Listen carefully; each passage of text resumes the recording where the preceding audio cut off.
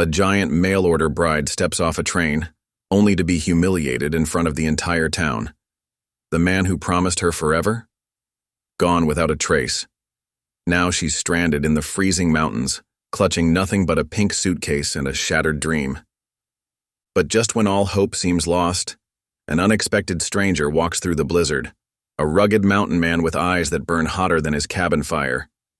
And when the town calls her too big, he says the words that will change everything. You're perfect.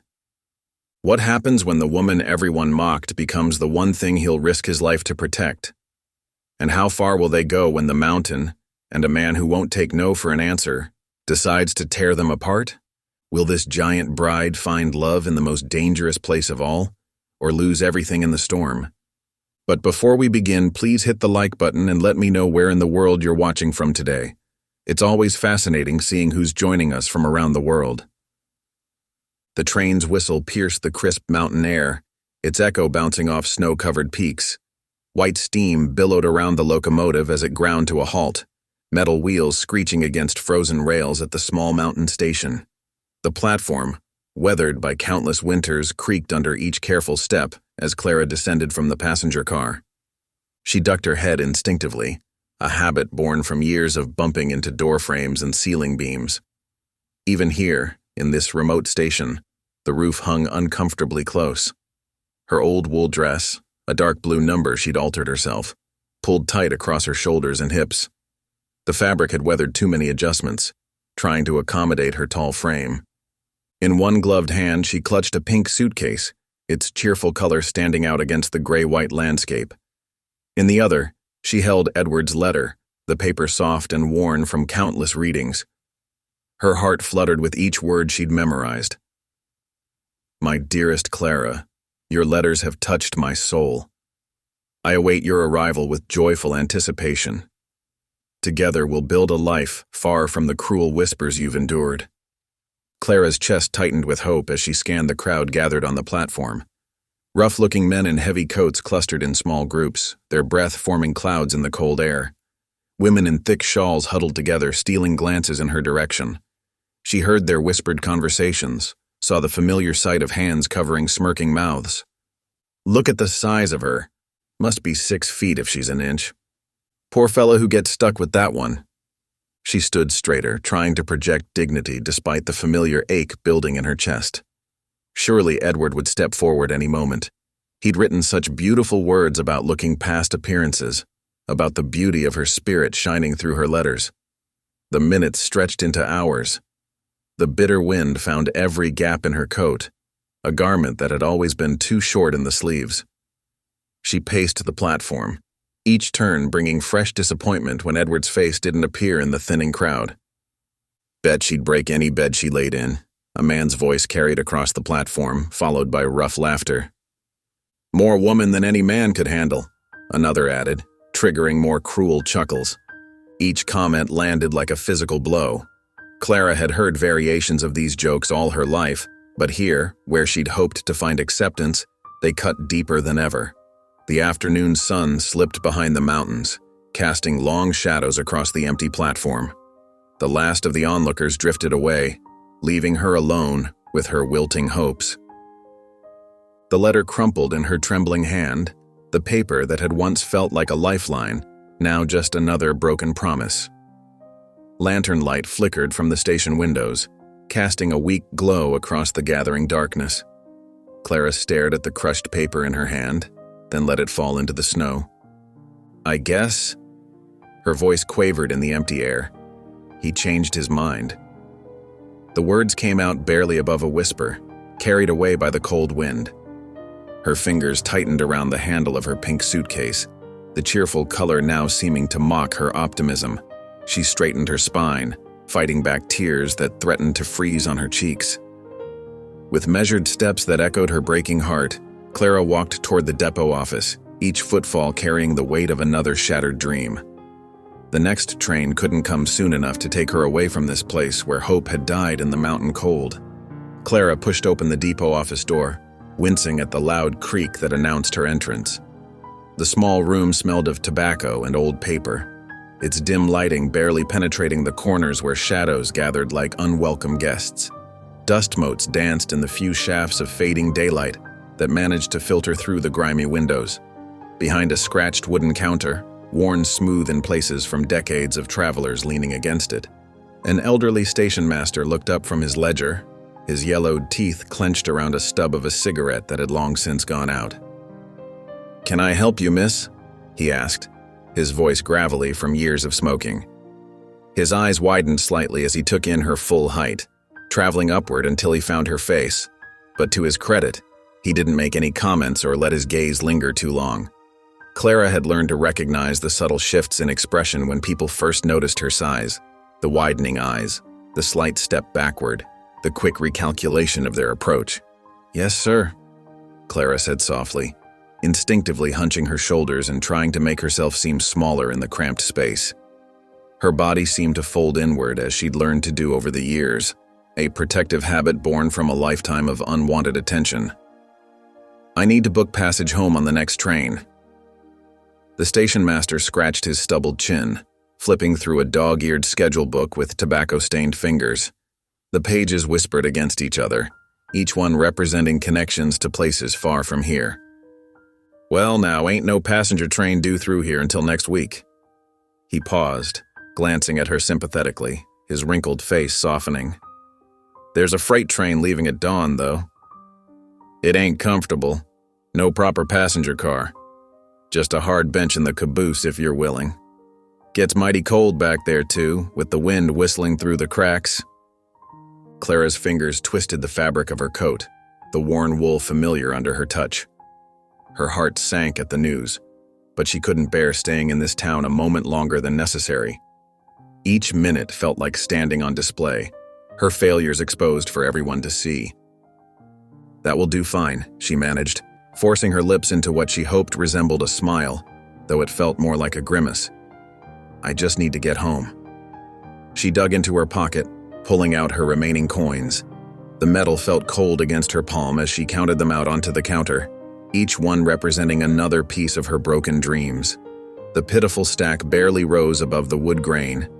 The station master wrote out her ticket with painful slowness, his pencil scratching against the paper like a small creature burrowing through the silence. His arthritic fingers trembled slightly as he worked. "Waiting room's through there," he said, jerking his thumb toward a door with peeling paint. "Ain't much, but it's warm at least. Stove's been burning since morning." Clara nodded her thanks and retreated to the waiting room, her footsteps echoing in the empty space like lonely drumbeats. A row of wooden benches lined the walls, their varnish worn away by countless travelers who had passed through before her, some heading toward new beginnings, others, like her, retreating from failures. She sank onto one, the wood creaking beneath her weight, and placed her pink suitcase carefully at her feet. The cheerful color seemed out of place in the dreary room, a mocking reminder of the hopeful woman who had packed it just days ago. The black windows reflected her image like mirrors in the darkness outside. She couldn't escape the sight of herself, too tall, too broad, too different from what the world expected a woman to be. Her reflection seemed to mock her earlier hopes of finding acceptance, of finding love in this strange town with a man who had seemed so understanding in his letters. Movement outside caught her attention, pulling her from her thoughts. A group of townsfolk walked past, bundled against the evening chill, their faces pressing against the glass as they peered in at her with undisguised curiosity. Their laughter, muffled by the windows, still reached her ears like tiny needles pricking her skin. A woman pointed, nudging her companion, their amusement clear in their expressions as they whispered behind gloved hands. A small girl, no more than 6 or 7, with blonde ringlets escaping from her woolen hat, broke away from her mother's hand and ran up to the window. She pressed her face against the glass, her breath fogging the pain in expanding circles. "Big lady," the child mouthed clearly, eyes wide with fascination rather than cruelty. Her mother quickly pulled her away with a mortified expression, but the damage was done. The words triggered an avalanche of memories Clara had tried so hard to suppress throughout the long journey home. Giant girl, echoing through school hallways when she was barely 13 and already towering over her teachers. The tall freak whispered behind hands at church socials, where she desperately tried to blend into the wallpaper. Every dance she'd attended, standing against the wall while other girls twirled in pretty dresses with eager partners, their feet barely touching the ground as they spun. She remembered how she'd stopped going to dances altogether after overhearing two boys draw straws to see who'd have to ask her to dance. A dare, nothing more. The humiliation had burned like fire in her chest. She remembered countless nights spent on her knees beside her bed, the floorboards hard against her skin, praying for someone to truly see her, to look past her height to the person she was inside. Gentle, loving, capable of so much tenderness if only given the chance. "Please, Lord," she'd whispered night after night, her voice barely disturbing the silence of her little room. "Send someone who won't look away." For a brief, shining moment, she'd thought Edward's letter meant her prayers had been answered. His words had seemed so genuine, so accepting of who she was. Her stomach growled loudly in the quiet room, the sound embarrassingly personal in the empty space, reminding her she hadn't eaten since breakfast on the train, a dry biscuit and lukewarm coffee that had done little to satisfy her hunger. Across the street, warm light spilled from the windows of a small diner, silhouettes of people enjoying their evening meals visible through the frosted glass. The thought of walking across that open space, of enduring more stares and whispers, of having to fold her frame into a chair too small for her, made her chest tighten painfully. She couldn't face it. Not tonight. Not when her spirit felt as brittle as thin ice. Instead, Clara pulled her coat tighter around her shoulders, trying to trap what little warmth she could within its threadbare lining. She lay down on the hard bench, her legs hanging over the end because she was too tall to fit properly, another reminder of how the world wasn't built for someone like her. The wood was unyielding against her back, pressing uncomfortably into her shoulder blades, but she'd endured worse discomfort. Physical pain seemed almost welcome compared to the ache in her heart. "Tomorrow it'll all be over," she whispered into the empty room, her breath forming a small cloud in the cooling air. "I'll be home where at least they expect me." Outside, snow began falling more heavily, the thick flakes dancing past the windows like silent companions. The white curtain slowly muffled the world beyond the glass, wrapping the station in silence and softening the harsh edges of reality. The lantern light dimmed as its oil ran low, casting long shadows across the floor, as Clara lay alone in the quiet darkness, trying to find comfort in the promise of dawn. The first hints of dawn crept through the depot windows, painting pale streaks across the wooden floor. Clara sat hunched on the hard bench, her muscles stiff from the uncomfortable night. Each breath created small clouds in the frigid air. The old building's heating had given up hours ago, leaving the waiting room as cold as the mountain outside. She pulled her thin coat tighter, though it did little to ward off the chill that had settled deep in her bones. The pink suitcase sat faithfully by her feet, its cheerful color mocking her misery in the gray morning light. Her stomach cramped with hunger, reminding her that pride had kept her from seeking dinner the night before. A sudden flash of light cut through the pre-dawn darkness, bright beams slashing across the snow-covered ground outside. Clara straightened, her heart leaping into her throat as an old truck rumbled into view. Its engine growled against the cold, the sound seeming impossibly loud in the quiet morning. Steam billowed from its exhaust pipe, mixing with the swirling snow. She stood quickly, grabbing her suitcase with trembling hands. Hope, dangerous and unwanted, fluttered in her chest. Could Edward have come after all? Maybe he'd been delayed, or there had been some misunderstanding. Maybe. The truck's door creaked open with a metallic protest. Clara's breath caught as a man stepped out into the swirling snow. He wasn't anything like what she'd imagined Edward would be.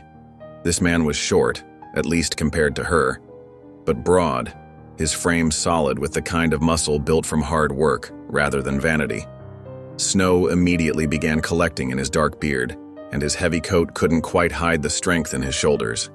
He strode toward the depot entrance with purpose, boots crunching in the fresh snow. The door swung open, bringing with it a blast of cold air and the scent of pine trees. His eyes found her immediately, dark and intent. "You her?" His voice was deep, cutting through the icy morning air like a warm knife. Clara stared down at him. She couldn't help it, given their height difference, and felt uncertainty wash over her. "I don't know," she whispered, confused by the question. Who did he think she was? He stepped closer and she noticed his eyes were a warm brown, like coffee with just a touch of cream. He extended his hand toward her, calloused, palm up. "Name's Jack. You answered my ad." "Ad?" Clara's confusion deepened. "I never—" She trailed off, thinking of the only ad she'd responded to. Edward's carefully worded request for a wife in the newspaper. "Placed it 3 months back," Jack explained, his hand still extended, patient. "Looking for a woman strong enough to survive up in these mountains. Looks like I got more than I asked for." His gaze traveled up her height, but unlike every other assessing look she'd endured in her life, there was no mockery in his eyes. Instead, she saw something that made her cheeks warm despite the cold, appreciation, and a kind of heat that had nothing to do with temperature. Clara's mind whirled.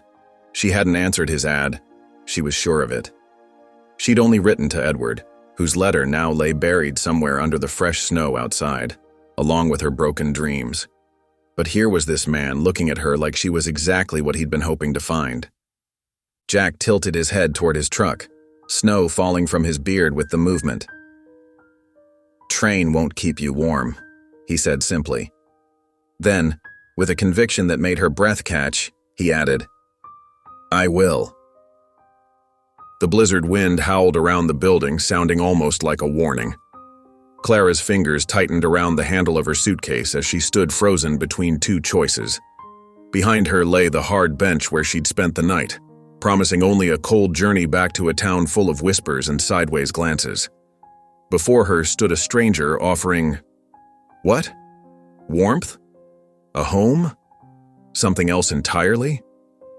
Her pulse pounded in her ears as she took one step forward, then another, moving toward Jack and his waiting hand. The truck's ancient heater blasted warm air against Clara's face as they lurched down the snow-covered road. The engine roared with effort, fighting against both the incline and the storm that hammered the windshield with thick, wet flakes. She sat stiffly in the passenger seat, her long legs cramped in the tight space. Her knees brushed against the dashboard no matter how she tried to adjust her position. Jack handled the wheel with easy confidence, his forearms flexing as he navigated the treacherous road. The sleeves of his flannel shirt were rolled up despite the cold, revealing skin tanned even in winter. Every few minutes his eyes would slide toward her, quick glances that sent warmth spreading across her cheeks. He reached down without taking his eyes off the road and pulled out a paper sack from between them. "Hungry?" he asked, offering it to her. "It's just jerky, but it's good. Made it myself." Clara shook her head, though her empty stomach protested the decision. She was still too overwhelmed by the morning's events, too stunned by this man's self-assured manner and the way he'd simply assumed she'd come with him, as if there had never been any question about it. "Suit yourself," he said, tucking the bag away. His eyes stayed on the road ahead as he spoke. "My place is about an hour up, deep in the timberlands. Nearest neighbor's 5 miles as the crow flies." He glanced at her again, gauging her reaction. "You'll like it there. Quiet. Safe." Clara's hands twisted in her lap. "I should tell you," she said softly. "I didn't come here for you. I came for someone else, a man named Edward. He ... Her voice caught. "He was supposed to meet me yesterday." Jack's jaw tightened, a muscle jumping beneath his beard, but he smoothed his expression quickly. "Edward Thompson?" At her nod, he snorted. "Town's biggest coward, known for writing pretty letters to lonely women, then hiding when they show up." The truth of it stung, even though she'd already figured as much. The truck began to climb higher into the mountains, and the storm intensified. Wind buffeted the vehicle, making it sway. Suddenly, they hit a patch of ice, the back end fishtailed, sliding toward the drop-off on their right. Jack cursed under his breath, but his hands remained steady on the wheel as he corrected their course. When he caught sight of Clara's white-knuckled grip on the door handle, he flashed her a grin that made her heart skip. "Don't worry, big girl, I've tamed worse than this." The nickname made her bristle. She'd heard too many variations of it over the years, always with cruel undertones. But there was something different in Jack's voice, a teasing warmth that sent heat curling low in her stomach instead of anger rising in her chest. The snow grew deeper as they climbed, drifts nearly burying the narrow road. Clara could barely see through the white curtain that surrounded them, but Jack drove as if he could navigate these mountains blindfolded. Finally, the truck lurched up one last hill, engine straining, and broke through into a clearing. There, nestled under a stand of towering pine trees, stood a log cabin. It was larger than Clara had expected, its sturdy walls speaking of careful craftsmanship. Smoke curled from the stone chimney, promising warmth within. Solar panels peeked out from under the snow on the roof, a surprising modern touch in this wilderness setting. Jack killed the engine and sudden silence fell over them, broken only by the howling wind outside. He turned to face her fully for the first time since they'd started driving, and the intensity in his dark eyes made her breath catch. "Welcome home," he said simply, those two words carrying a weight that made Clara's heart thunder in her chest. She swallowed hard, staring at the cabin through the swirling snow. Yesterday morning, she'd stepped onto a train believing she was heading toward a safe, predictable future with a man who wrote beautiful letters. Now, 24 hours later, she sat in a truck with a stranger who looked at her like she was something precious instead of peculiar, offering her a life she'd never dreamed of. She couldn't help but wonder if she'd just stepped out of one life and into something far more dangerous for her heart. The truck's tires crunched through the deep snow as Jack guided it to a stop beside the cabin. Clara peered through the frosted window at her new surroundings. Massive pine trees loomed dark and watchful against the deepening twilight, their branches heavy with snow. Wisps of smoke drifted from the stone chimney, promising warmth within the log walls. Jack killed the engine and hopped out with the easy grace of someone used to moving in deep snow. His boots left crisp tracks as he circled around to her door. The heavy wooden door creaked as he swung it wide, and he extended one calloused hand toward her. "Careful now," he warned, his voice gentle. "Porch is slick as glass in this weather." Clara hesitated for just a moment before placing her gloved hand in his. Even through the fabric, she could feel the strength in his grip. She stepped down slowly, mindful of the ice he'd mentioned. On level ground, she stood nearly a head taller than him, but Jack didn't seem bothered by the difference. If anything, his eyes held a glimmer of appreciation as he looked up at her. The cabin door opened with a solid thunk, releasing a wave of blessed warmth that washed over Clara's cold, pinched face.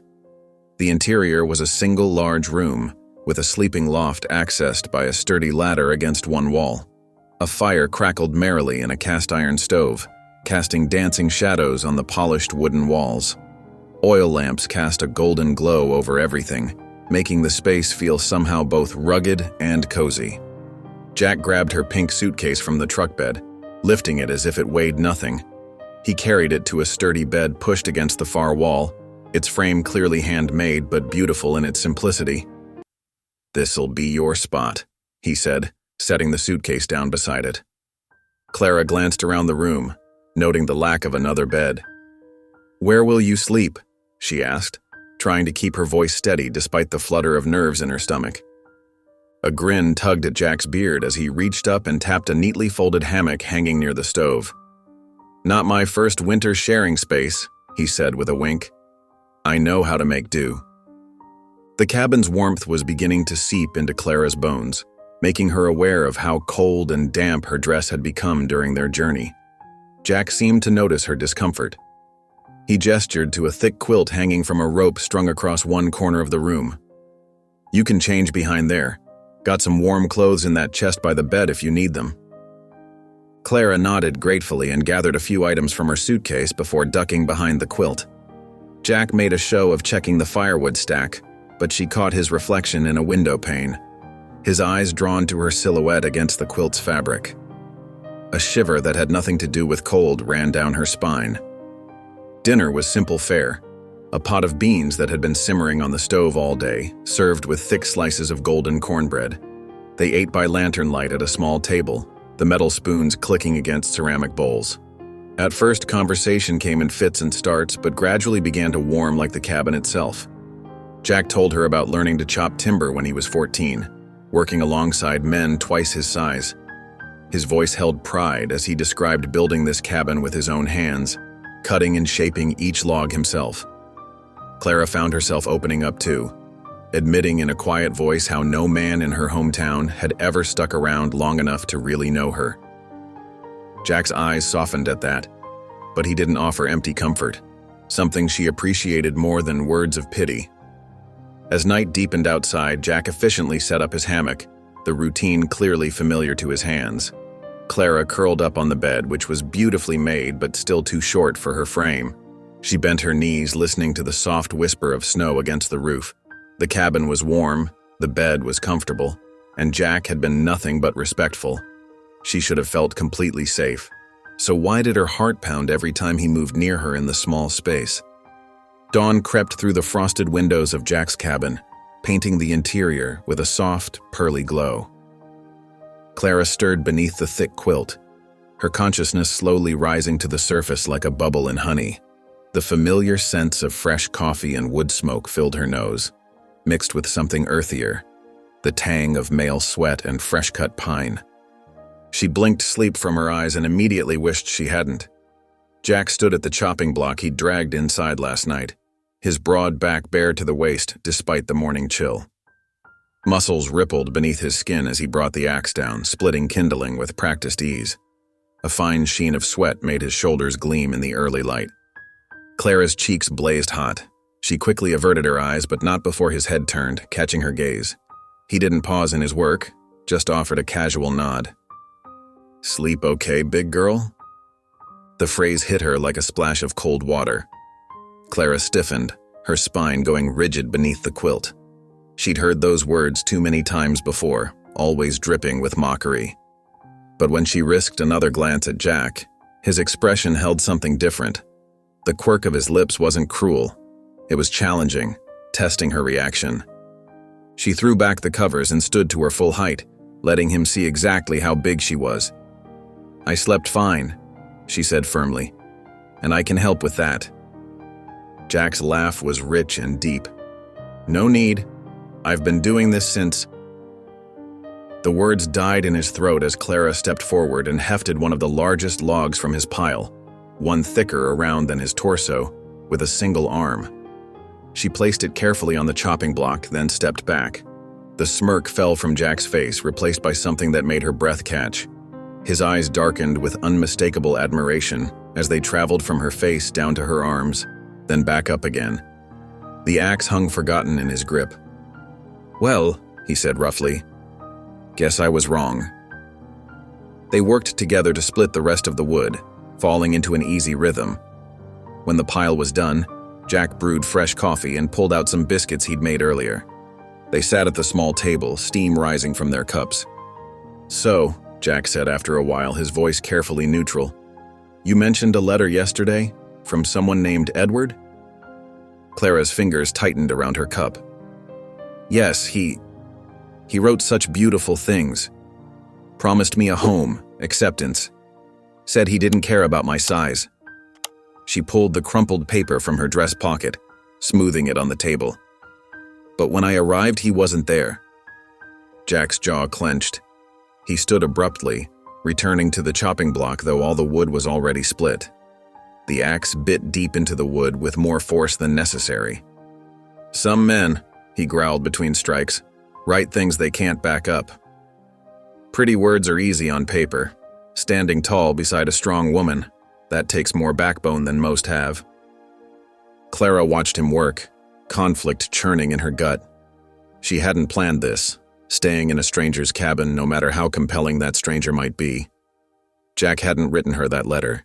He hadn't made her any promises. The proper thing would be to leave to find her way back to the life she knew. But the window panes rattled as another gust of wind hit the cabin. The snow was falling faster now, thick flakes swirling in the gray morning light. Even as she wrestled with her thoughts, Jack moved to the doorway and pushed it open, scanning the heavy sky with experienced eyes. "Storm's not done," he announced, shaking his head. "We'll need to check the roof later." Clara stood by the window, watching the snow build up in drifts against the cabin walls. She'd come here chasing a promise made in ink, following words that had turned out to be as insubstantial as smoke. But now, looking at Jack's solid presence in the doorway, she couldn't help wondering, Why did this stranger, with his quiet strength and testing smiles, feel so much more like the truth? The wind picked up as midday approached, howling through the pine trees and rattling the cabin's shutters. Clara stood beside Jack near the woodpile, her sleeves rolled to her elbows despite the biting cold. Steam rose from their breath in white puffs as they worked together, stacking logs into their arms. "We'll need enough to last through tonight," Jack said, his voice nearly lost in a fresh gust. "Storm's getting meaner." Clara nodded, easily matching his pace. Her height let her reach the higher stack of wood, and she found herself smiling at how natural it felt to work alongside him. No awkward apologies for her strength, no nervous glances when she lifted more than him. Just steady teamwork. The wind whipped harder, sending loose snow swirling around their boots. Clara took a step forward, arms full of logs, but her foot hit a patch of ice hidden beneath the powder. She lurched sideways, wood tumbling from her grip. Jack moved fast. His hands caught her waist, strong and sure, steadying her before she could fall. The position left him pressed against her, his head level with her collarbone, her hands instinctively gripping his shoulders. Time seemed to freeze between them. Clara felt the heat of his palms through her dress, the solid warmth of his chest. This close, she could see the flecks of gold in his dark eyes, the way his breath caught slightly as he looked up at her. Neither of them moved. Then Jack stepped back, clearing his throat. His voice came out rough. "Let's get this inside." They carried the scattered wood into the cabin, where the fire crackled welcomingly in the hearth. Clara settled beside it gratefully, hiking her skirts up just enough to warm her cold legs. Jack sat in his chair, pulling out an oilcloth and his axe, but she noticed his eyes straying to her more often than the blade. "My mother used to do that," he said, suddenly breaking the comfortable silence. "Sit by the fire just like that after working outside." Clara turned to face him, drawn by the unexpected softness in his tone. "Tell me about her?" Jack's hands moved steadily over the axe handle as he spoke. "Strongest woman I ever knew. Raised me alone after my father left. Wouldn't take charity from anyone. Worked 3 jobs in town. Still found time to teach me everything about surviving up here." A small smile touched his lips. "She was tall too. Not like you, but enough that people noticed. Never let it bother her, though. Said God made her that way for a reason." "What happened to her?" Clara asked gently. "Fever 5 winters ago." Jack's movement slowed. "But she lived life exactly as she wanted. Never apologized for who she was." Clara watched his profile in the firelight, seeing past the gruff exterior to the man beneath, one who'd learned respect for strong women at his mother's knee. Something warm unfurled in her chest. "Jack?" she ventured. "Why did you really answer an ad for a wife? There must be women in town who'd have you." He shrugged, but his shoulders held tension. "Man gets tired of talking to trees." His eyes met hers across the room, dark and intent, saying far more than his words. As evening settled over the cabin, they sat close together in the lamplight. Jack showed her how to mend a tear in his old coat, his calloused fingers demonstrating the neat stitches. Clara followed his example, though her hands shook slightly at his proximity. Their fingers brushed as she passed him the needle. A jolt of awareness shot through her, making her laugh nervously to cover her reaction. But then a sobering thought struck her. "Jack?" She set the coat down carefully. What if Edward comes looking for me?" The muscles in Jack's jaw clenched tight. He stared into the fire, its light casting shadows across his face, and said nothing. But his expression spoke volumes, a quiet, fierce determination that seemed to dare the very flames to test him. Morning arrived with a harsh, brittle beauty. Sunlight glinted off ice-crusted snow, and the air bit sharp enough to steal breath. Clara watched from the cabin window as Jack checked the truck's engine, his movements quick and practiced despite the cold. "She'll start," he called, slamming the hood shut. "Better get moving before the weather turns again." Clara pulled on her thin coat, wishing for the 100th time she'd packed something warmer. Jack noticed her shiver and frowned, but said nothing as he helped her into the passenger seat. The truck's engine growled to life. tires crunching through frozen snow as they began the winding descent toward town. Clara's knees still brushed the dashboard, but she found herself relaxing into the familiar discomfort. The silence between them felt different now, comfortable, wrapped in shared warmth. "You warm enough?" Jack asked, sneaking a glance at her. "I'm fine," she said, though her teeth wanted to chatter. He snorted. "Worse liar than my mother will get you proper winter gear in town. I can't let you." "Can't let me what?" There was a hint of challenge in his voice, but his eyes danced with humor. "Take care of what's mine." The word mine hung in the air between them. Clara felt heat rise to her cheeks, but she matched his teasing tone. "Is that what I am?" "Well, you're sleeping in my bed, aren't you?" His grin widened at her blush. "Even if I'm stuck in that hammock." The drive seemed shorter this time, filled with light banter and lingering looks. But as they approached town, Clara felt tension creep back into her shoulders. The memory of cruel laughter at the depot was still fresh. Jack parked in front of the Mercantile, its windows frosted with ice. Before Clara could reach for the door handle, he was there, opening it for her. The gesture, so natural and unremarkable, made her heart flutter. The bell above the shop door jangled as they entered. The warm air inside carried the scent of leather, coffee, and wool. Conversation died as heads turned their way. Clara recognized several faces from the depot, men who had pointed and whispered behind their hands. Now they fell silent, their smiles thin and careful as they watched Jack guide her toward the winter coats with a hand at the small of her back. "Well now," a deep voice cut through the quiet. "If it isn't the Amazon Queen herself." A tall man pushed away from the counter, his handsome face twisted in a smile that never reached his eyes. "Roy." She remembered his laugh being the loudest when Edward hadn't shown. "Thought you'd be long gone by now," Roy continued, his charm as false as fool's gold. "Unless you decided you wanted a real man after all?" Clara felt Jack go rigid beside her, though his voice stayed level. "Roy." The air in the store grew thick with tension. Behind the counter, the shopkeeper leaned close to another man, whispering, "That's Jack Harlan's claim she's staying on. Roy won't like that." Clara straightened to her full height, letting Roy see exactly how far up he had to look to meet her eyes. Her voice came out steady and clear. "I already did." Without breaking eye contact, she slipped her arm through Jack's, feeling the coiled strength in him. The room temperature seemed to drop 10 degrees. Roy's fake smile vanished, replaced by something ugly and promising trouble. The drive back was quiet, but not like before. Jack's knuckles showed white against the steering wheel, his jaw clenched tight enough to crack teeth. The truck growled up the mountain road as dark clouds gathered overhead. "What was that about?"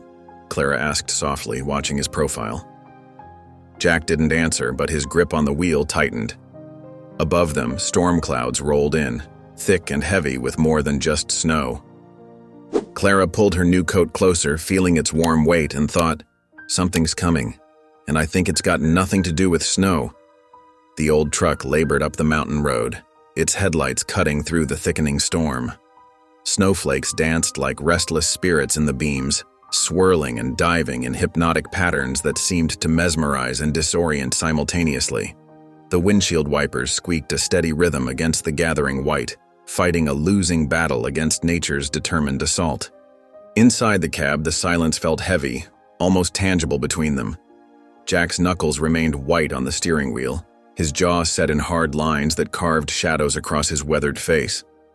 The muscle in his cheek twitched occasionally, betraying his tightly controlled tension. Clara's hands twisted in her lap, the fabric of her new wool skirt bunching between her fingers. She smoothed it repeatedly, only to crumple it again moments later. The heat from the truck's vents blasted noisily, but couldn't quite chase away the chill that had settled deep in her bones after their encounter in town. The memory of Roy's sneering face still lingered like a bad taste. Finally, Jack broke the silence, his voice low and rough like gravel on a dry creek bed. "Roy's trouble, always has been." He didn't look at her as he spoke, eyes fixed on the increasingly treacherous road ahead, narrowed in concentration as visibility worsened with each passing minute. Clara swallowed hard, her throat tight with unspoken questions. She gathered her courage before asking, "What does he want?" "Land. Power." Jack's answer came flat and cold as the winter air outside. He navigated around a sharp bend, the truck's tires crunching through fresh snow with an ominous sound. His hands adjusted on the wheel with practiced precision. And men like him don't like being laughed at. Makes him dangerous in ways most folks don't see coming. Clara watched his profile in the dim light, noting how the muscles in his neck stood out with tension, cords pulled taut beneath his skin. His Adam's apple bobbed once as he swallowed. She smoothed her skirt again, gathering her courage like kindling for a necessary fire. "You know," she said carefully, measuring each word. "His words didn't bother me as much as I thought they would." Jack glanced at her questioningly, surprise momentarily replacing the hardness in his eyes.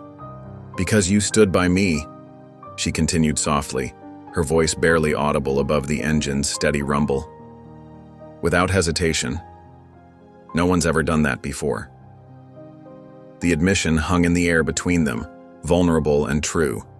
Everyone else just looked away, or worse, joined in. The hard set of Jack's jaw softened slightly at her words, the tension easing like ice beginning to thaw. He turned toward her, something intense flickering in his eyes, a flame of emotion that seemed to burn away the cold, like he wanted to speak, to say something important that had been buried too long. But the moment passed unvoiced, as the truck hit a patch of black ice lurking beneath the innocent white. The vehicle slid sideways with heart-stopping suddenness, tires spinning uselessly with a high-pitched whine. Jack cursed under his breath, hands moving surely on the wheel as he guided them back onto solid ground, his movements calm despite the danger. Clara's heart thundered in her chest, but she trusted his control, his intimate knowledge of these treacherous mountain roads. When they were straight again, Jack let out a long breath that fogged the air between them. "We'll be snowed in soon," he said, his voice gentler now, the rough edges smoothed away. "That means quiet." He paused, then added with quiet intensity that made her stomach flutter. "And safe. Safe with him." The thought bloomed in Clara's chest like a flower opening to the sun, bringing both warmth and a trembling sort of fear that wasn't really fear at all. She watched his strong hands on the wheel, calloused, scarred from years of hard work, and wondered how those same hands that could wield an axe so fiercely could also be so careful when helping her across ice, how they might feel against her cheek, her hair, her waist. The last hill loomed before them, a dark, shapeless mass against the storm-dark sky. The truck's engine strained against the steep incline, protesting with mechanical groans. As they crested it, their cabin came into view below, a warm beacon in the gathering night, a promise of shelter amid chaos. Golden lamplight spilled from the windows, painting rectangles of warmth on the pristine snow like patches of hope. Jack had left the porch light burning before they'd left that morning, as if the cabin itself was waiting faithfully for their return. The truck rolled to a stop, engine ticking as it cooled in the biting air. Clara pushed her door open and stepped out into snow that reached above her knees, sinking deep with a soft crunch. The cold hit her like a physical force, making her gasp and wrap her arms around herself, her breath stolen by the bitter wind. But beneath the shiver that ran through her was something else, a spark of anticipation, of possibility that warmed her from within despite the blizzard's best efforts. Jack grabbed their supplies from the truck bed with efficient movements, muscles straining visibly under the weight of feed sacks and boxes of provisions. His broad shoulders flexed beneath his heavy coat as he hoisted the load. He caught her watching and adjusted his grip, a flicker of something like self-consciousness crossing his features. "Tomorrow," he said, his breath clouding in the frigid air like ghost words. "I'll teach you how to split wood proper. You'll need to know if we're stuck up here." The wind rose around them with a mournful howl, driving the snow harder as they made their way to the cabin door, heads bent against the stinging cold, moving together toward the only light for miles around. Morning crept over the mountains like a hesitant ghost, painting the snow-covered landscape in shades of pearl and silver. Clara woke to the steady rhythm of chopping from outside, the sound carrying clearly through the cabin's thick walls. The bed creaked as she rose, its frame protesting against her height as always. Her breath fogged the window as she peered through the frosted glass. Jack stood in the clearing, his powerful form moving with fluid grace as he swung the axe.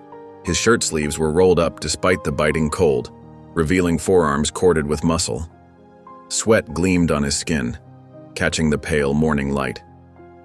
Clara's stomach tightened at the sight, a warmth blooming that had nothing to do with fear and everything to do with the way his shoulders flexed with each powerful stroke. She found his spare coat hanging by the door and wrapped it around herself. The fabric stretched tight across her broad shoulders, the sleeves ending well above her wrists. It smelled of pine and wood smoke, like him. The cold hit her face as she stepped outside, snow crunching beneath her boots. Jack paused mid-swing when he saw her, a slow grin spreading across his face. "Ready to work?" he asked, holding out the axe handle first. Clara hesitated, feeling the weight of the tool in her hands. It was well balanced, the handle smooth from years of use. She positioned herself as she'd seen Jack do, feet planted firmly apart. The first swing felt awkward, but the axe bit deep into the log. With a satisfying crack, the wood split clean in two. Jack's whistle cut through the morning air. "Well, well," he drawled, clearly impressed. "Maybe I should have hired you instead of looking for a bride." The words could have stung, but his tone held nothing but admiration. Their shared laughter rolled across the snow-covered clearing like distant thunder. They fell into an easy rhythm after that, working side by side. Their breath fogged in the cold air as they stacked the split wood, building the pile higher and higher. Clara found herself stealing glances at Jack, noting how his smaller frame moved with such sure strength, how his eyes crinkled at the corners when he smiled. When they finished, the woodpile towered impressively. Jack stepped closer to Clara, reaching up with his sleeve to gently wipe the sweat from her brow. His touch lingered, warm against her skin. Their eyes met and held, neither looking away. The moment stretched between them like honey dripping from a spoon, sweet and heavy with possibility. They sat on the chopping block to rest, shoulders touching. The words Clara had held back for so long spilled out naturally, telling him about growing up as the too big girl, about the dances where she stood alone against the wall, watching other girls twirl with their bows, about the whispers and pointing fingers that followed her everywhere. Jack listened without interruption, his gaze steady and warm on her face. When she finished, he spoke with quiet conviction. Those men were blind. His hand found hers, rough palm against her work-warmed skin. "You're built for this land." Back inside the cabin, the fire crackled merrily in the hearth, chasing away the morning chill. Jack pulled out a bucket of pine tar and began showing Clara how to patch a roof leak, his movements sure and practiced. Their hands brushed as he demonstrated the proper technique, and heat sparked between them, raw and electric. Clara's heart thundered in her chest as their fingers tangled together over the tar brush. Outside, snow began falling harder, the thick flakes obscuring the world beyond their windows, cutting them off from everything but each other. Looking at Jack's profile in the firelight, Clara felt something shift inside her chest. If this storm never ends, she thought, maybe I won't mind. Evening shadows stretched across the cabin floor like reaching fingers. The wind howled around the log walls, its fury making the window panes rattle in their frames. Inside, the lantern cast a warm glow over the rough-hewn table, where Clara and Jack sat finishing their simple supper of beans and cornbread. Clara pushed the last bit of bread around her plate, intensely aware of Jack's presence across from her. The air between them felt charged, like the moment before lightning strikes. She could hear his breathing, steady and deep over the screaming wind outside. Jack cleared his throat, the sound startling in the relative quiet of their shelter. His fingers drummed once on the wooden tabletop before going still. "I know I ain't Edward," he said, voice rough but determined. "But I meant every word of my ad." Clara's head snapped up, her eyes wide as they met his intense gaze. Her heart hammered against her ribs, and the spoon in her hand clattered against the plate. Jack leaned forward, elbows on the table, his face serious in the flickering light. "I wasn't looking for someone to write pretty letters to," he continued. "I needed Wanted, a partner, someone strong enough to handle this life up here. His eyes never left her face as he spoke, each word deliberate and weighted with meaning. "And you think that's me?" Clara whispered, her voice barely audible over the wind's moan. She twisted her hands in her lap, fighting the urge to look away from his penetrating stare. "I don't think—" Jack's voice grew fiercer, more certain. He reached across the table, his calloused hand covering hers, stilling their nervous movement. "I know." Clara tried to speak, but the words tangled in her throat like snarled thread. Her chest felt too tight, too full of emotions she couldn't name. All her life, men had turned away from her height, her strength. They'd made her feel like a giant, awkward and unwanted. But here was Jack, shorter than her, yet somehow larger than life, looking at her like she was something precious, something rare and wonderful. His thumb traced a gentle pattern on her knuckles, and she felt the rough catch of his workman's hands against her skin. The touch sent sparks of warmth up her arm, settling somewhere deep in her chest. A sudden howl split the night air, closer than any wolf cry should be. Jack was on his feet in an instant, his hand slipping from hers as he reached for the rifle mounted above the fireplace. The moment between them shattered like ice in spring thaw. They moved to the window together, breath fogging the glass as they peered out into the darkness. Through the frost-rimed panes, Clara could make out dark shapes moving at the tree line, fluid and dangerous. The wolves were bold tonight, driven down from the high country by the bitter weather. Jack worked the rifle's action with practiced ease, checking the chamber before loading fresh cartridges. The metallic clicks seemed unnaturally loud in the cabin. He turned to her, his face half in shadow, half in lantern light. "Stay inside," he ordered quietly. "Lock the door." Clara watched him shrug into his heavy coat, the rifle steady in his hands.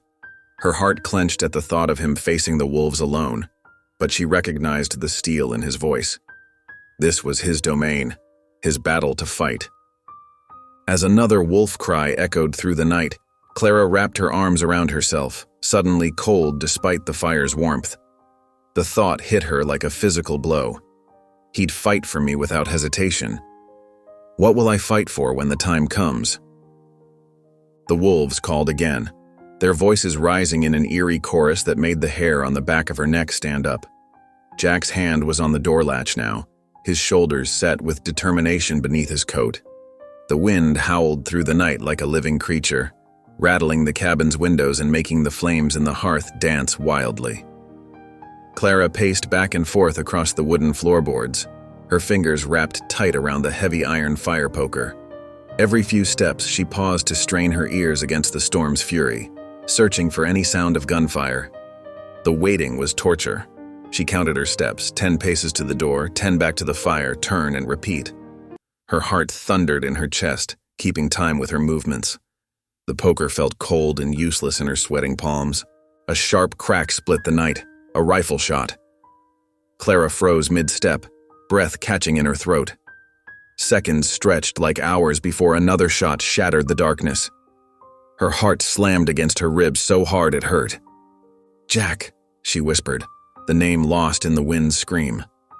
The poker trembled in her white-knuckled grip as scenarios flashed through her mind. Jack hurt, Jack bleeding, Jack alone in the darkness with those savage beasts. She couldn't stand it anymore. The need to know, to help, to do something overwhelmed her fear like a wave breaking through ice. Clara lunged for the door, yanking it open with enough force to make the hinges groan. The winter night hit her like a physical blow. Snow whipped across her face, sharp as needles, and the wind tried to steal her breath. She squinted against the stinging crystals, scanning the darkness desperately. Movement caught her eye near the woodpile, shapes writhing in the snow. Her blood turned to ice as she made out Jack wrestling with a massive wolf, its gray fur almost black in the darkness. The beast's jaws snapped and clicked inches from Jack's throat. His rifle lay forgotten in a snowdrift several feet away. Clara didn't think. She didn't plan. Her body moved on pure instinct, driven by a surge of protective fury that burned hotter than any fear. 3 long strides brought her to the woodpile. She dropped the poker and seized a fallen log in both hands, its weight familiar from their morning's work. The wolf never saw her coming. She swung the log with every ounce of strength in her tall frame, putting her whole body into the motion like Jack had taught her. The impact shuddered up her arms as the log connected with the wolf's ribs. The beast crumpled with a yelp, then lay still in the bloody snow. Jack staggered backward, chest heaving as he gulped in frozen air. Blood trickled from a gash on his cheek, stark against his pale skin in the darkness. His eyes were wide as they fixed on Clara, standing tall in the swirling snow with the log still gripped in her hands. For what felt like eternity, they just stared at each other. The snow danced around them like white fire, caught in the light spilling from the cabin's open door. Clara's heart pounded in her ears, drowning out even the howling wind. Finally, Jack broke into a crooked grin, though it must have pulled at his wound. "Remind me never to cross you," he whispered, voice hoarse and filled with something that made Clara's stomach flip.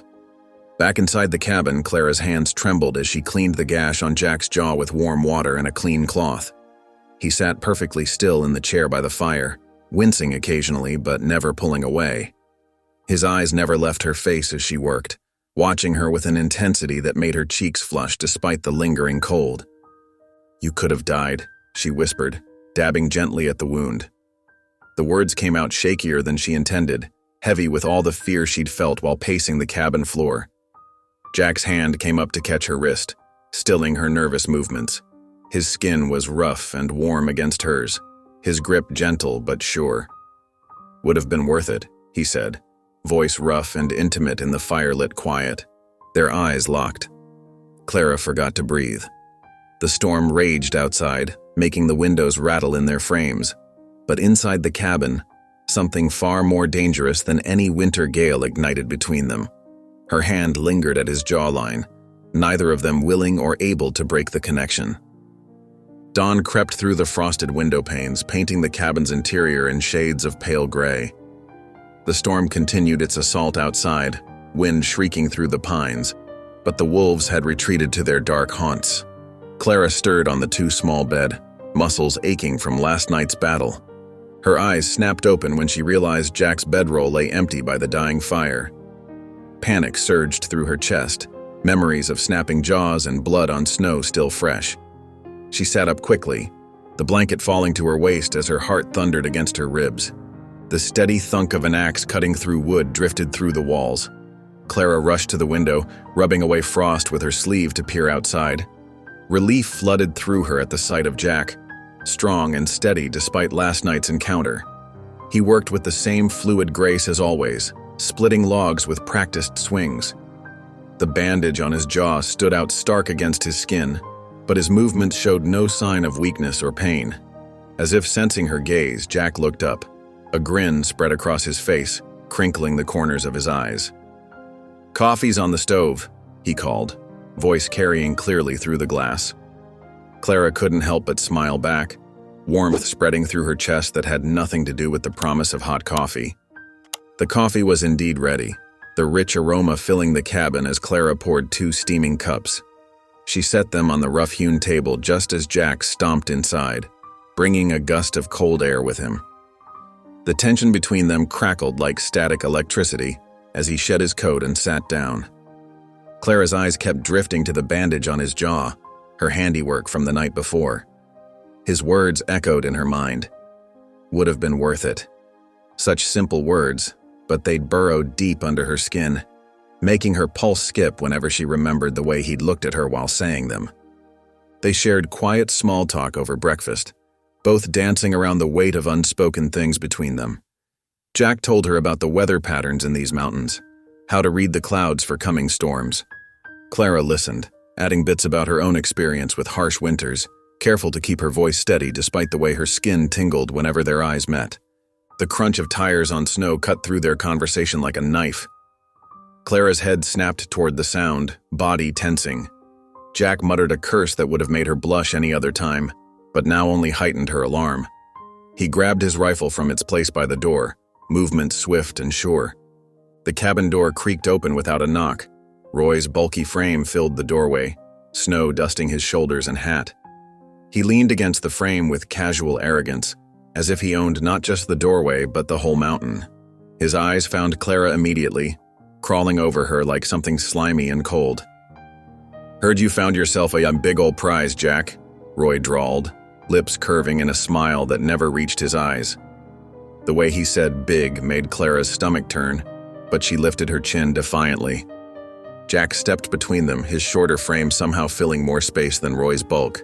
"State your business," he said, voice flat and hard as river ice. Roy's laugh was low and ugly. "Business is offers." His gaze slid past Jack to fix on Clara again. "She don't belong to you, Harlan. A woman like that needs a real man." The threat in his voice was as clear as the morning frost. Clara watched Jack's jaw flex, the muscle jumping beneath the bandage she'd placed there. His trigger finger twitched, but he held himself in check. Barely. The tension in the cabin grew thick enough to choke on. Roy pushed off from the doorframe, still wearing that cold smile.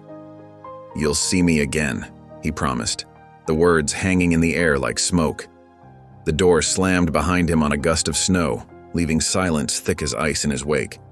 Clara stood frozen, heart pounding.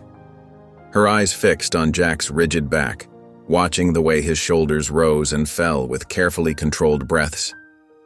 The rifle in his hands looked natural, dangerous, but not as dangerous as the fury she could feel radiating from him in waves. The thought settled in her mind like a stone dropping into still water. Jack wasn't the only danger out here in these wild mountains. And maybe she didn't mind his kind of danger at all. The afternoon dimmed early, choked by storm clouds that pressed against the mountains like a heavy wool blanket. Inside the cabin, Clara stood by the hearth, one hand braced against the rough stone mantel as she stared into the dancing flames. Her nerves still hummed from Roy's visit, each cruel word and predatory glance replaying in her mind like poison. Behind her, the steady scrape of stone against steel filled the silence. Jack sat in his chair, methodically sharpening his axe with controlled strokes. The sound should have been menacing, but Clara found it oddly comforting, like the growl of a guard dog protecting its home. Still, tension thrummed between them, pulled tight as a bowstring ready to snap. She couldn't bear it anymore. Without turning from the fire, she asked, "Why does he hate you?" The sharpening paused for a heartbeat, then resumed. Jack's voice came clipped and hard. "Roy wants what ain't his. Always has." The flames popped and hissed, throwing shadows across the wooden walls. Clara's fingers curled against the mantel as she gathered her courage. Her next words came out barely above a whisper. "And me? Do I belong to you, Jack?" The question hung in the air like smoke, heavy and impossible to ignore. The rhythmic scraping of the whetstone stopped completely. Clara heard the soft creak of wood as Jack rose from his chair, followed by his measured footsteps across the plank floor. She felt his presence before she saw him, like the electric charge before lightning strikes. He moved into her peripheral vision, stopping mere inches away. Close enough that she could feel the heat radiating from his body, smell the pine and wood smoke that clung to his clothes. His voice dropped low, rough as bark. "You belong where you choose." He paused, and she could feel his eyes on her profile. "But if you're asking what I want?" The words trailed off as his gaze traveled slowly down her body, leaving trails of fire in its wake. "Then yeah, I want you." Clara's breath caught in her throat. The fire snapped behind them, but its warmth was nothing compared to the heat building between their bodies. She turned her head slightly, finding Jack's eyes blazing like molten steel in the firelight. His jaw was set, but she could see the muscle working there, the careful control he was maintaining. The space between them crackled with possibility. Clara's heart thundered in her chest as she began to turn toward him, drawn by some force as inevitable as gravity. A loud crack split the air outside, sharp as a gunshot. They both jumped, the spell broken. Jack cursed and yanked away, already reaching for his coat hanging by the door. "Roof beams giving," he muttered, shoving his arms through the sleeves. Clara didn't hesitate. She grabbed her own coat, his spare still too tight across her shoulders, and followed him out into the howling storm. Together they worked to brace the straining beam, hefting logs through knee-deep snow and securing them against the cabin's wall. Their breath fogged in the freezing air, muscles straining with effort. But it wasn't just the work making Clara's heart pound so hard. Every time their hands brushed passing tools or steadying each other in the deep snow, electricity jolted through her body. She couldn't stop thinking about how close they'd been by the fire, the raw hunger in his voice when he'd said he wanted her. As they finished securing the last support, Clara pressed a hand to her flushed cheek, knowing the heat there had nothing to do with exertion.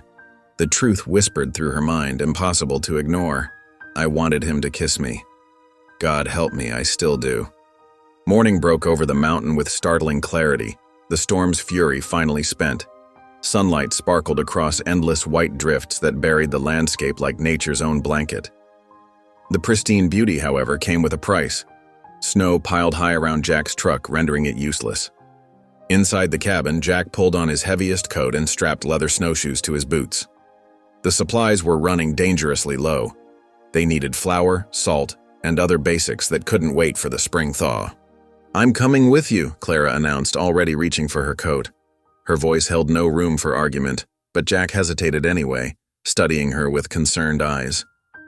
It's a hard trek, he warned. Trails barely visible under all this snow. Clara met his gaze steadily. I'm stronger than I look. A ghost of a smile touched Jack's lips. Never doubted that. He nodded once, decisively. Stay close. They set out as the sun climbed higher, the wind still carrying winter's bite despite the clear sky. Jack took point, breaking trail through knee-deep snow, while Clara followed in his tracks. Her longer legs and natural strength proved surprisingly advantageous. Where Jack had to work harder against the drifts, she could step over them with greater ease. Jack found himself glancing back more often than necessary, watching how she moved with unexpected grace despite her size. Each time their eyes met, his expression softened slightly, the admiration impossible to hide. She matched him stride for stride, never complaining about the brutal pace or treacherous footing. By noon, they reached the outskirts of town. Their cheeks were red from cold and exertion, breath streaming in white clouds. Jack helped Clara navigate an especially steep section, his strong hands steady at her waist. The touch lingered longer than necessary, neither wanting to pull away first. The spell broke when they pushed open the mercantile's door. Conversation died mid-sentence as heads turned to stare. Roy lounged against the counter like he'd been waiting for them, his wolfish grin spreading slow and mean across his face. Well now, Roy drawled, pushing off from the counter. Looks like Jack's got himself a giant for keeps. Jack's jaw tightened, but he kept his focus on business, moving to the counter to order their supplies. 20 pounds of flour, 10 of salt. Roy sauntered closer to Clara, invading her space with deliberate menace. You sure this little man's enough for you, darling? His voice dripped with crude suggestion. Seems to me you need someone more substantial. The room held its breath, waiting for Jack's reaction. But before he could move, Clara drew herself up to her full, impressive height, towering over Roy like an avenging angel. Her voice cut through the tension like a steel blade. Plenty enough. Gasps rippled through the watching crowd. Roy's smirk faltered, then twisted ugly. Jack quickly paid for their supplies, his shoulders rigid with barely contained fury, and guided Clara toward the door. But the whispers followed them like snakes. Won't last. Roy won't let it. Trouble's coming. They were halfway back up the mountain trail when Jack finally broke his silence. Snow had started falling again, gentle flakes that danced in the afternoon light. If Roy comes near you again, he growled, I'll bury him. Clara stopped walking, grabbed his arm to turn him toward her. Don't, she insisted. He's not worth it. Jack stared up at her, something fierce and protective blazing in his eyes.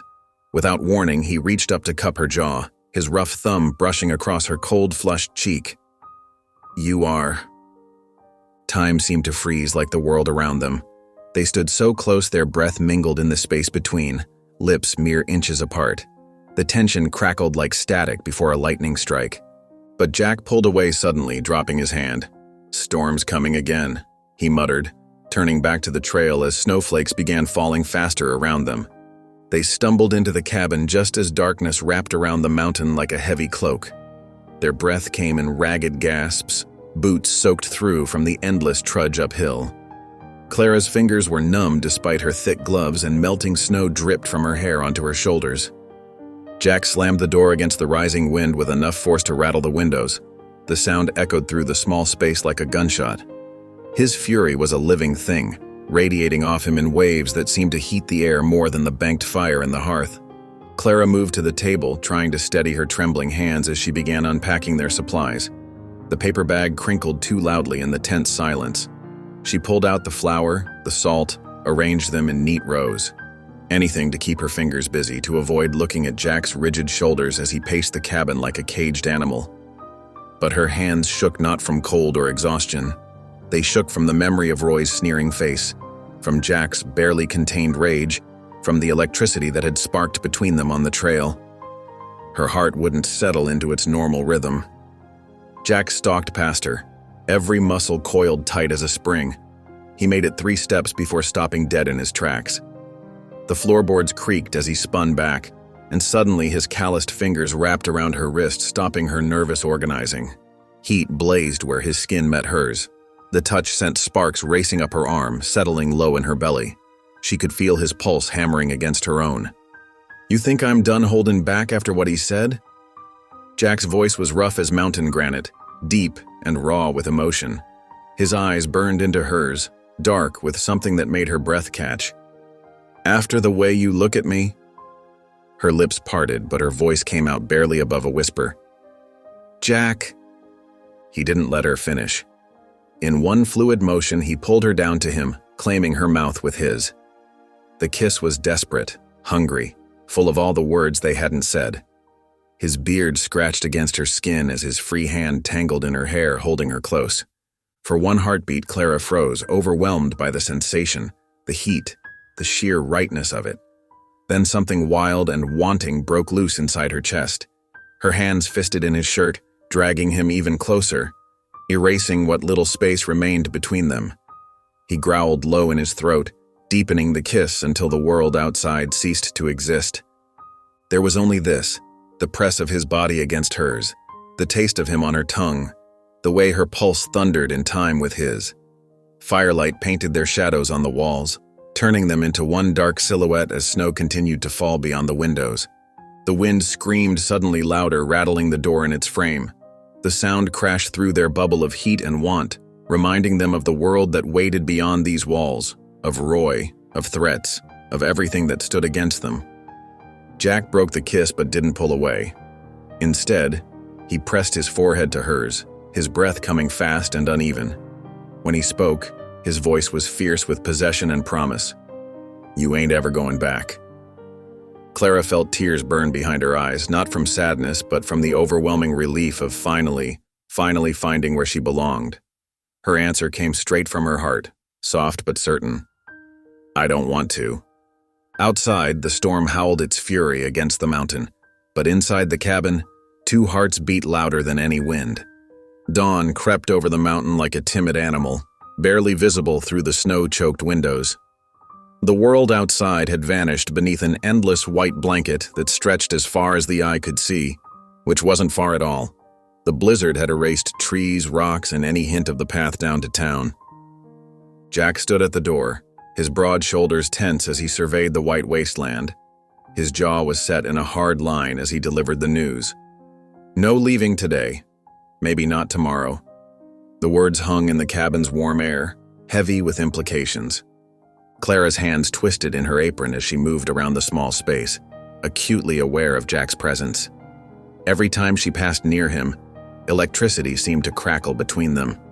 Last night's kiss haunted her thoughts like a ghost she didn't want to shake. Her lips still tingled with the memory of his mouth on hers, his hands tangled in her hair. The cabin felt smaller somehow, more intimate. The usual comfortable silence had transformed into something charged and waiting. Even their casual movements seemed charged with meaning. Each accidental brush of hands, each caught glance across the room sent sparks dancing along her skin. Jack threw himself into work, trying to keep busy. He'd found a loose door hinge and set about fixing it, his muscles flexing visibly under his thermal shirt as he worked the screwdriver. Clara found herself stealing glances at him while she kneaded dough for breakfast biscuits, her strong hands working the flour and butter together. "Pass me that nail?" Jack's voice was gruff, but his eyes lingered on her longer than necessary when she brought it to him. Their fingers brushed during the exchange, and neither pulled away immediately. The touch sent warmth spreading up Clara's arm, settling somewhere deep in her chest. Conversation started small, weather, supplies, basic needs, but slowly deepened as the morning wore on. Jack began talking about his past, his voice low and measured as he worked on the hinge. "My old man, he walked out when I was 12, Jack said, not looking up from his task. "Mama raised me alone, taught me everything I know about surviving up here." His hands stilled for a moment. "This cabin, built it myself, every log, every nail. Took 3 years." Clara paused in her kneading, flour dusting her forearms. "That's incredible, Jack." He shrugged, but she could see the pride in his eyes. Had to have something that was mine, something solid. The confession opened something in Clara, too. She found herself talking about her own past, about the string of men who'd taken one look at her height and run the other way, about the ones who'd stayed long enough to try changing her. "They all wanted me smaller somehow," she said, her voice barely above a whisper. "Quieter, less, everything I am." Jack's tools clattered against the floor as he stood abruptly. His eyes blazed as he looked at her, intense enough to make her breath catch. "Don't you ever shrink for any man," he said, voice rough with emotion. The words felt like a vow, like something sacred passing between them. Outside, the wind screamed against the cabin walls, rattling the windows in their frames. But inside, a different kind of heat simmered, something that had nothing to do with the crackling fire in the hearth and everything to do with the way Jack looked at her like she was the only real thing in his world. As evening approached, the blizzard's fury intensified. Snow battered the roof with increasing violence, and the cabin's timbers groaned under the growing weight. Jack's expression turned worried as he scanned the ceiling, noting the way the beams creaked. "We'll have to clear the roof tomorrow," he said grimly, "or it'll crush us." Clara watched him, heart pounding. The storm raging outside was fierce, but it didn't frighten her half as much as what she felt whenever Jack looked at her the way he was looking at her now, like she was something precious and wild and exactly right. Morning arrived like a bruise spreading across the sky, dim and blue-tinged through the relentless curtain of snow.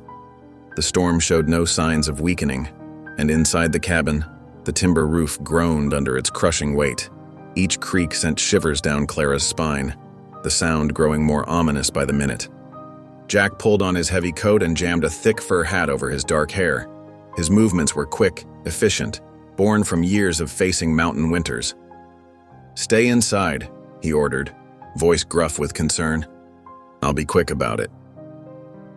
Clara straightened to her full height, already reaching for her boots. "If that roof falls, you won't be quick enough." Her voice held the same steel that had faced down Roy in the store. "You need my help."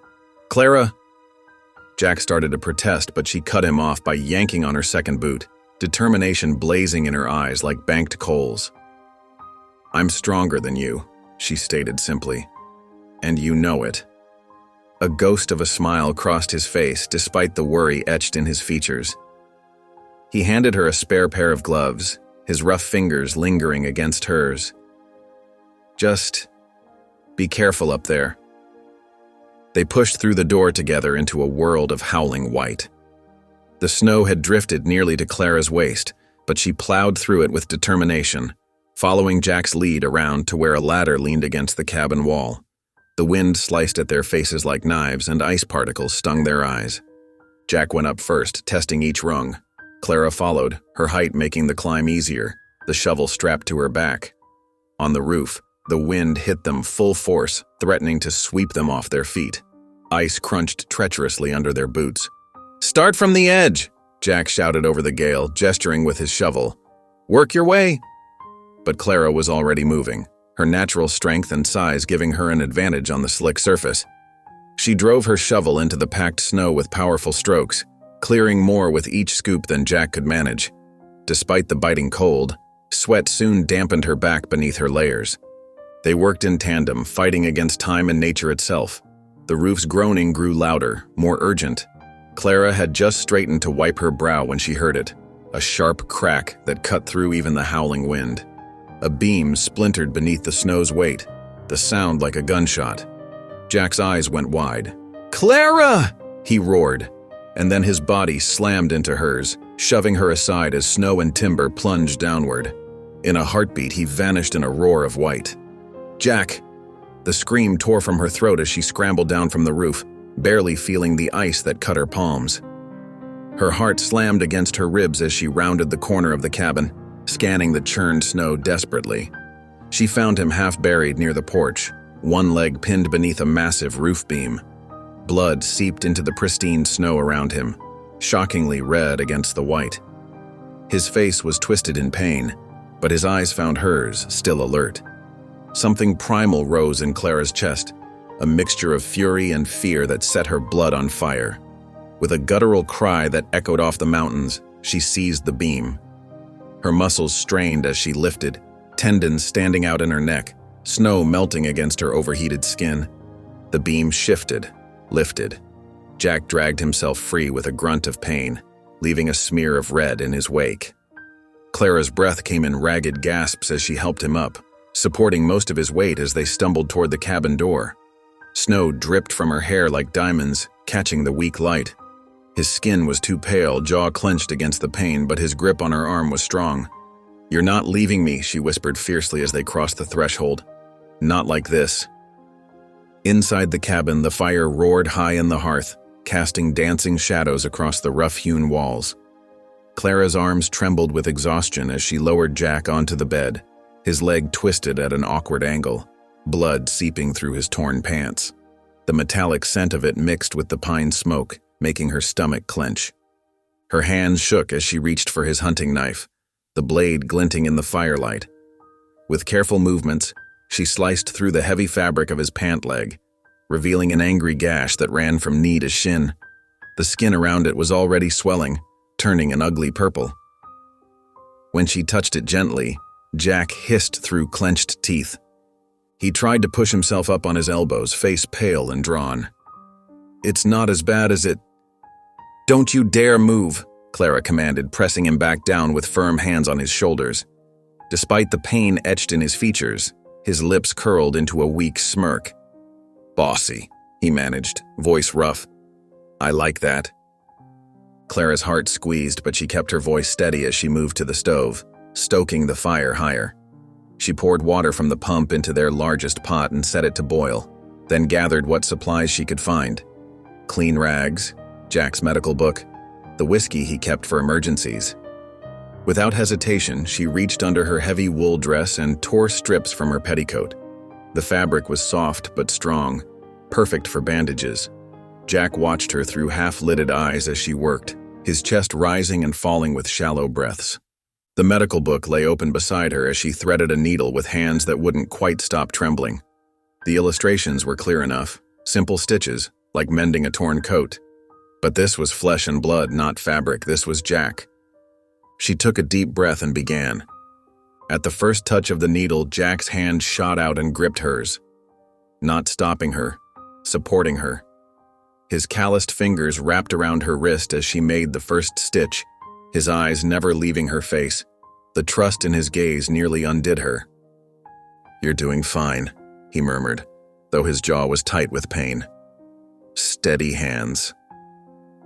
Clara worked methodically, trying to keep her stitches even and clean. Blood welled around the needle, but she pressed on, guided by the book's instructions and Jack's unwavering faith in her. The fire popped and hissed, punctuating the silence between Jack's sharp intakes of breath. "Thought you'd be gone by now," he said suddenly, voice weak and slightly slurred. "After all this mess." Clara paused in her work, leaning close enough that her loose hair brushed his chest. The firelight painted her cheeks golden as she met his fevered gaze. "You're a fool if you think I'd leave you." Outside, the storm raged with renewed fury, rattling the windows in their frames. But inside, something stronger than any blizzard held them together. something that had been building since that first moment at the train station, growing with every shared look, every brush of hands, every unspoken word. As night deepened, Jack's skin grew hot to the touch. Clara sat vigil by his side, dipping cloth in cool water to wipe the sweat from his brow. Her lips moved in silent prayers she hadn't said since she was a child, when the world seemed simpler and God felt closer. Jack drifted in and out of consciousness, sometimes muttering things she couldn't quite catch. His fingers found hers in the darkness, gripping with surprising strength as another wave of fever racked him. "If I die," he rasped, eyes glassy but intense, "don't let Roy near you." Tears spilled down Clara's cheeks, falling onto his chest as she bent over him. Her lips pressed against his, tasting salt and fever and fear. "You're not dying," she whispered fiercely against his mouth. "You hear me? You're mine now." The fire flickered like a heartbeat in the gathering dark, casting shadows that danced across their entwined forms as the night grew deeper. Morning crept into the cabin like a shy visitor, pale light filtering through the frost-covered windows in delicate patterns. The storm that had raged through the night had finally settled into a gentle whisper of wind. Clara sat in the wooden chair beside the bed, her eyes heavy from keeping watch through the dark hours, when she heard Jack stir. A low groan escaped his lips as his eyes fluttered open, focusing slowly on her face. The fever-bright glaze had faded, replaced by his usual sharp awareness. Relief crashed through Clara so powerfully that she had to grip the edge of the bed to keep from sliding to the floor, her knees suddenly weak with thankfulness. Jack immediately tried to push himself up on his elbows, grimacing at the movement. Clara was there in an instant, her strong hands gentle as she helped steady him. "Don't move," she said, laughing and crying at the same time, tears spilling down her cheeks even as joy bubbled up in her chest. "Or I'll tie you down." Despite his obvious discomfort, a wickedly playful grin tugged at the corner of his mouth. "Promise?" he asked, voice still rough from sleep but full of his usual mischief. The familiar teasing in his tone made her heart soar. She busied herself with checking his bandages and bringing him water, trying to hide how her hands still trembled. The wound looked better in the morning light, less angry though still swollen. "I made breakfast," she said, moving to the hearth where a pot of venison stew simmered alongside fresh biscuits. She'd kept herself busy through the night, cooking to keep from thinking about how close she'd come to losing him. She filled 2 bowls, adding extra meat to his portion. Her hands shook slightly as she carried them back, spilling a few drops on the rough wooden floor. Jack noticed, he always noticed everything about her, and reached out to take her hand as she settled beside him again. "I ain't good at pretty words," he said, his voice rough with emotion rather than pain now. His thumb traced circles on her palm as he spoke. "But I know this. If you'll have me, I'm yours till my last breath." Clara's throat tightened, making it hard to swallow. She set down her bowl and reached out to cup his jaw, her fingers trailing over the stubble there. His storm-gray eyes met hers, full of certainty and something deeper that made her chest ache. "I thought I was too much for any man," she whispered, remembering all those years of rejection and loneliness. "Turns out I was just enough for you." Jack's hand slid into her hair as he pulled her closer. When their lips met, it wasn't desperate like their first kiss. This was slow, tender, yet somehow deeper, like the ancient roots of the mountains surrounding them.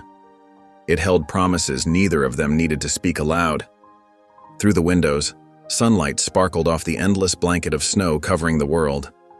But inside the cabin, a different kind of warmth glowed, one that had nothing to do with the crackling fire in the hearth. Jack eased back against the pillows, clearly tired but content.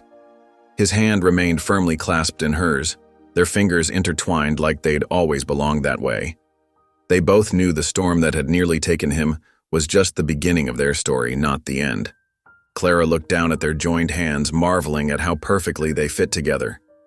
She'd come to these mountains chasing a lie and a letter, searching for something she thought she needed. Instead, she'd stumbled into the only truth that had ever really mattered. She curled up beside him on the bed, careful of his injured leg, and felt his arm wrap securely around her shoulders.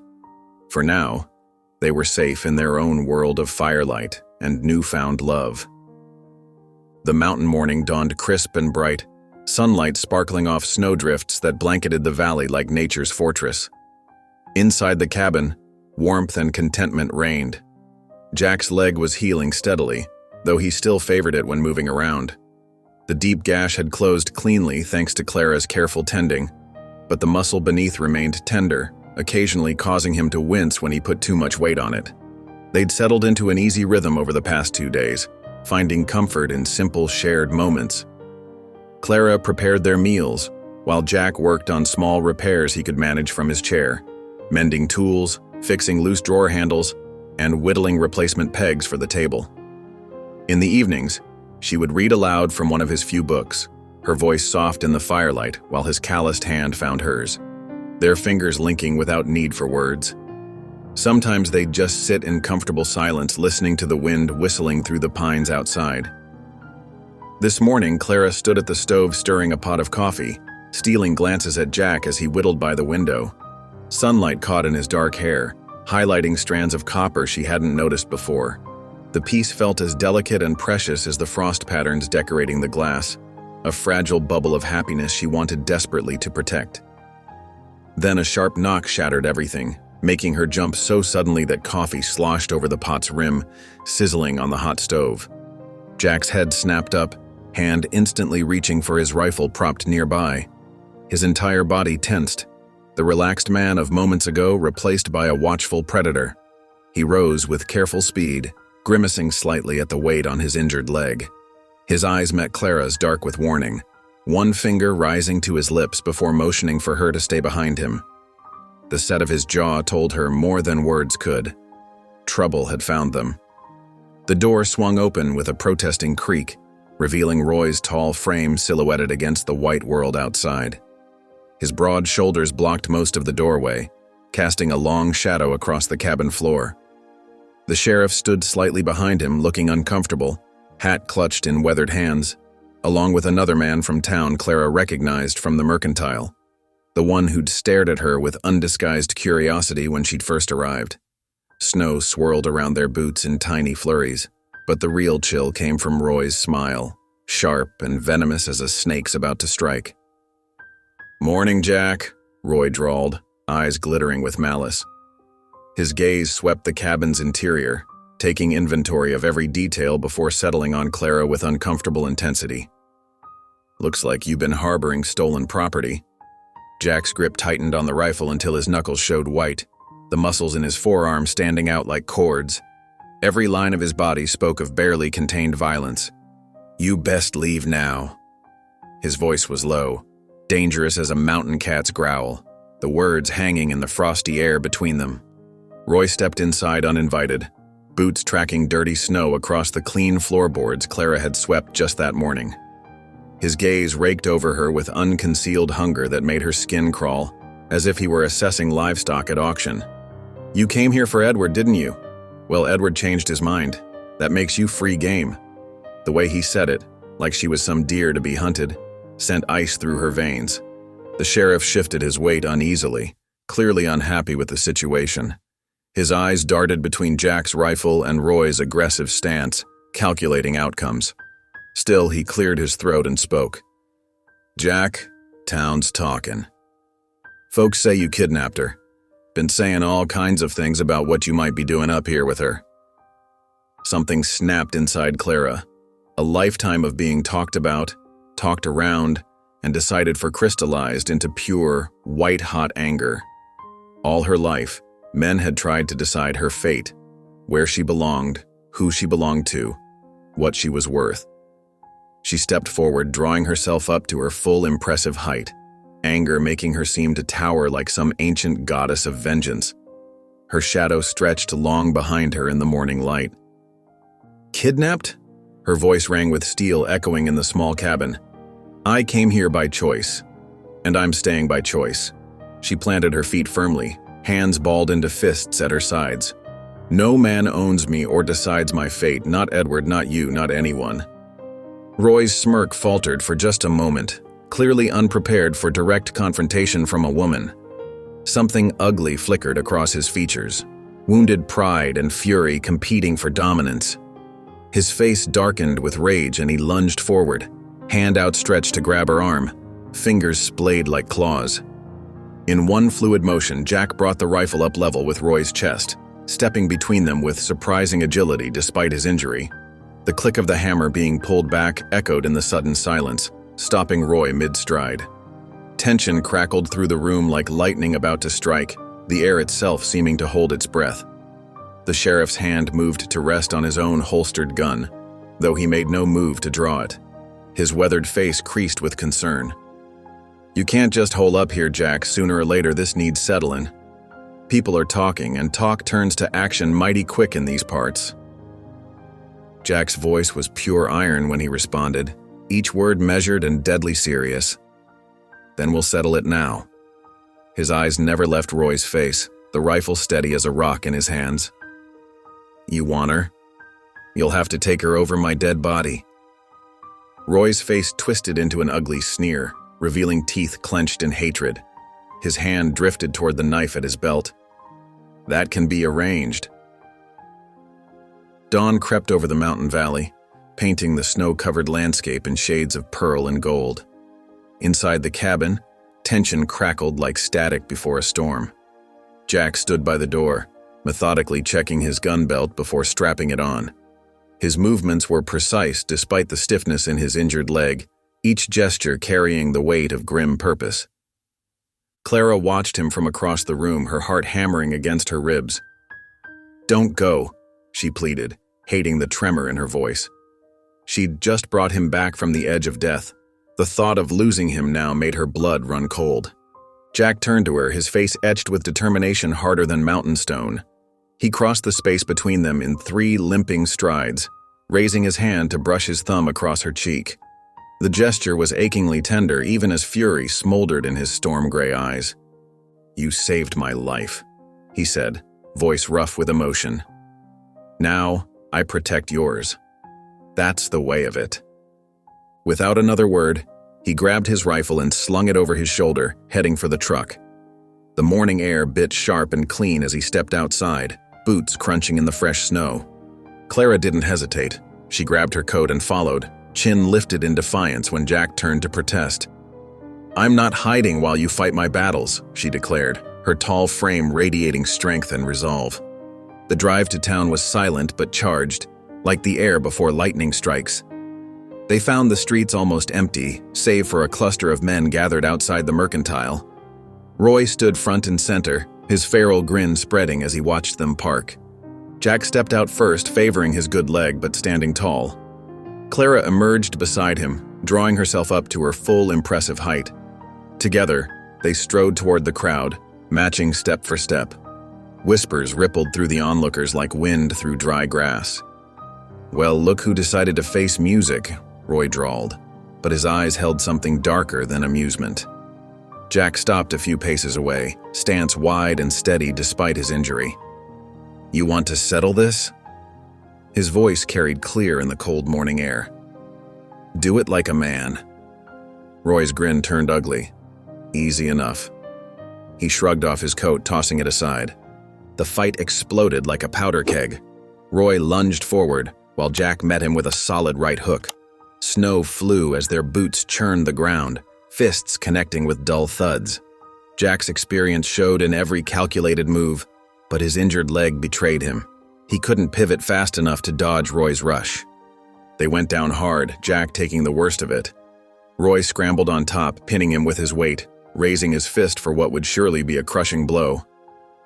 Clara moved like lightning. Her hand clamped around Roy's upraised wrist with devastating force, yanking him backward. The crowd gasped as she effortlessly wrenched his arm behind his back, her superior height and strength suddenly dramatically apparent. "Touch him again," she snarled, voice cracking like a whip across the stunned silence, "and I'll break you in half." The threat hung in the air, crystal clear and utterly believable. No one moved. No one spoke. Snow drifted down softly, the only movement in the frozen tableau. Finally, the sheriff cleared his throat. "She's made her choice," he announced firmly. "That's the end of it." Roy jerked free of Clara's grip, spitting blood into the pristine snow. His glare promised this wasn't truly over. But for now, he slunk back toward his waiting cronies. Clara turned to Jack, who was already pushing himself up. Despite his split lip and what would surely become impressive bruising, he grinned up at her with fierce pride. She slipped under his arm, supporting his weight as they turned away from the scene. Walking back to the truck, her heart swelled with an emotion she'd never felt before. The whole town had seen her strength, seen her stand tall and proud, and for the first time in her life, she didn't feel the need to shrink herself one bit. Spring's gentle awakening transformed the mountain valley. Patches of earth emerged from beneath winter's white blanket, dark and rich with promise. The air carried the sweet scent of renewal, melting snow, wet bark, and the first brave wildflowers pushing through thawing ground. At the cabin, morning sunlight caught the delicate drops of melting icicles, turning them to crystal chimes along the eaves. Jack stood at the porch railing, barely favoring his healing leg now. His usual work-worn clothes had been traded for a clean white shirt that stretched across his broad shoulders, and his dark hair was neatly combed back from his weathered face. His hands, rough from years of hard work, gripped the wooden railing as he gazed at the awakening forest. Inside, Clara made final adjustments to her dress, a simple creation she'd sewn herself from fabric bought in town. The soft cotton flowed over her tall frame, emphasizing rather than hiding her strength. She'd woven early spring wildflowers into her hair, their pale purple and white petals a crown against her dark locks. When she stepped onto the porch, Jack's breath caught audibly. He turned, eyes drinking in the sight of her, towering, radiant, absolutely unapologetic in her magnificence. The morning light wrapped around her like a blessing, catching the tiny flowers in her hair and making them glow like stars. "You're a vision," he murmured, voice rough with emotion. A small group had gathered in the yard, the traveling preacher who'd agreed to make the journey up from town, his worn Bible tucked under one arm. The sheriff stood as one witness, his usual stern expression softened by the occasion. Two of their closer neighbors, an elderly couple who'd shown nothing but kindness since Clara's arrival, completed the intimate gathering. Pine needles and early flowers cushioned their steps as Jack and Clara took their places before the preacher. Jack reached for her hands, his weathered and compact, hers large and strong, and held them like they were the most precious things he'd ever touched. His thumbs traced gentle circles on her palms, a small gesture of comfort and connection that made her heart swell. The preacher's words rolled over them like a gentle stream, speaking of love and devotion, of partnership and faith. But it was when they exchanged their personal vows that the true depth of their connection shone through. Jack's voice was husky with emotion as he spoke, his eyes never leaving hers. "Didn't think I deserved this," he admitted, squeezing her hands. "But if you'll have me, I'll spend my life proving I was worth the fight." Tears sparkled in Clara's eyes, but her voice rang clear and true across the mountain morning. "I thought I was too much for any man," she said, her smile radiant. "Turns out, I was made for you." The preacher's final blessing seemed to ripple through the crisp mountain air. "I now pronounce you husband and wife." Jack reached up, his calloused hands infinitely gentle as they cupped Clara's face. She bent to meet him as he drew her into a kiss, slow, deep, and filled with absolute certainty. The touch of his lips held a promise more binding than any legal document could ever be. The small gathering of witnesses faded away, leaving just the two of them framed against the towering pines that stood like ancient guardians. Jack's arms wrapped tight around her waist, and Clara's head remained bent to his, their foreheads touching in a moment of perfect communion. In her heart, Clara felt a warmth deeper than any summer day could bring. "I came chasing a dream, and I found a love bigger than the mountains themselves." I believe stories like this find us for a reason. If this one touched you, please subscribe. I share a new one every day, and tomorrow's might be the one your heart's been waiting for.